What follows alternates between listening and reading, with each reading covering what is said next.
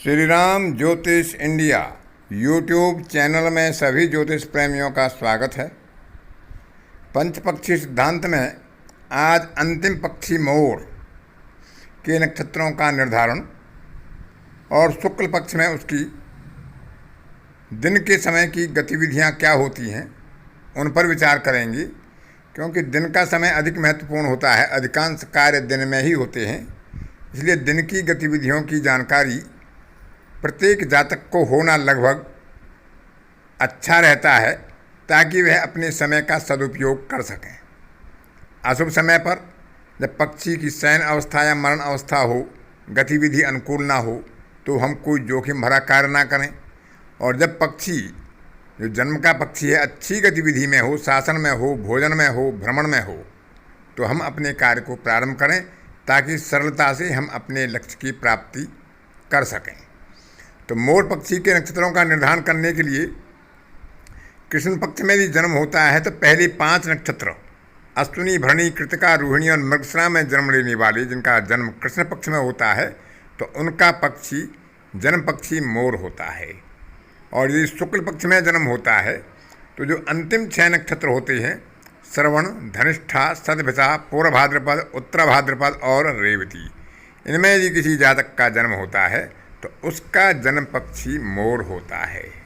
और यह स्थिर रूप से रहता है कि शुक्ल पक्ष और कृष्ण पक्ष और नक्षत्रों के आधार पर जन्म पक्षी का निर्धारण किया जाता है। 5 पक्षी होते हैं और हर पक्षी का एक तत्व होता है। जो 5 तत्व जिनसे हमारा शरीर का निर्माण होता है, वही 5 तत्व इन पक्षियों में पाए जाते हैं। उन्हीं के आधार पर जातक के व्यवहार और उसके क्रियाकलापों का भी आकलन हो जाता है। तो अब विचार करते हैं उन गतिविधियों का कि कौन कौन सी गतिविधि किस किस दिन किस पक्षी की किस समय तक रहती है। रविवार और मंगलवार के दिन पहली गतिविधि सूर्योदय से और पहले यम की जो गतिविधि होती है मोर की, वह मरण की होती है। उसमें किसी शुभ कार्य को प्रारंभ नहीं करना चाहिए। दूसरी गतिविधि भोजन की होती है, अच्छी है। तीसरी गतिविधि भ्रमण की होती है, वह भी अच्छी है। और चौथी गतिविधि शासन की होती है, जो उत्तम होती है। पंचम गतिविधि जो अंतिम यम की गतिविधि होती है, 5वां कालखंड जो अंतिम होता है रविवार और मंगलवार का दिन, वह शयन की होती है, वह भी अनुकूल नहीं होती। इसी प्रकार बृहस्पतिवार को पहली गतिविधि शासन, दूसरी शयन, तीसरी मरण, चौथी भोजन और अंतिम भ्रमण की होती है। शनिवार को पहली भोजन की होती है तो दूसरी भ्रमण की, तीसरी शासन, चौथी शयन और 5वीं मरण होती है। सोमवार और बुधवार को पहली गतिविधि शयन की, दूसरी मरण की, तीसरी भोजन की, चौथी भ्रमण की और 5वीं शासन की होती है। शुक्रवार को पहली गतिविधि भ्रमण की होती है, दूसरी शासन की होती है, तीसरी शयन की होती है, चौथी मरण की और अंतिम अवस्था या अंतिम गतिविधि भोजन की होती है।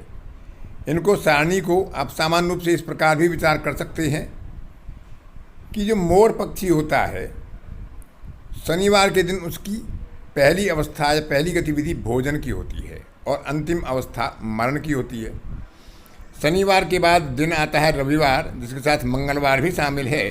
तो जो शनिवार की अंतिम अवस्था मरण की होती है, तो रविवार का प्रारंभ मरण अवस्था से होता है। मरण के बाद भोजन, भ्रमण, शासन और शयन, क्रम वही रहेगा। रविवार और मंगलवार को क्योंकि शयन अवस्था अंतिम होती है, तो बुधवार और सोमवार को शयन अवस्था से प्रारंभ करते हैं। शयन, मरण, भोजन, भ्रमण और शासन। बुधवार को क्योंकि शासन अंतिम होता है, तो गुरुवार को हम शासन से प्रारंभ करते हैं।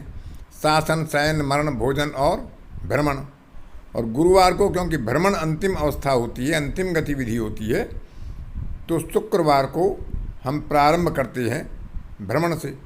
तो पहली अवस्था भ्रमण, दूसरी शासन, तीसरी शयन, चौथी मरण और अंतिम अवस्था भोजन। इन अवस्थाओं के बारे में पहली कक्षाओं में भी बताया जा चुका है कि शासन की अवस्था सर्वोत्तम होती है, भोजन और भ्रमण की अवस्था भी अच्छी होती हैं, लेकिन शयन और मरण की अवस्थाएं निष्क्रिय होती हैं, जिनमें मरण की अवस्था सबसे अधिक खराब होती है। इनमें भी गतिविधियों में उपगतिविधियाँ होती हैं। एक पक्षी के अंदर 5 पक्षी अपनी अपनी गतिविधियाँ करते हैं। तो यदि शासन में शासन, शासन में भोजन या शासन में भ्रमण या भोजन में शासन, भोजन में भ्रमण, या इस तरह से भ्रमण में शासन, भ्रमण में भोजन, या भ्रमण में भ्रमण, इस तरह की गतिविधियाँ होती हैं तो वो अधिक अनुकूल होती हैं। शासन की अवस्था में भी यदि उपपक्षी मरण अवस्था में होता है तो उस कालखंड को भी बचाना चाहिए। आगे की कक्षा में उस पर भी विचार करेंगे और इनका कैसे कैसे किस किस विषय में कैसे कैसे उपयोग करते हैं उन पर भी विचार करेंगे। अतः आज की कक्षा में इतना ही। अगली किसी कक्षा में फिर किसी नए विषय के साथ आपसे मुलाकात होगी। तब तक के लिए अपनी वाणी को विराम देता हूँ। धन्यवाद।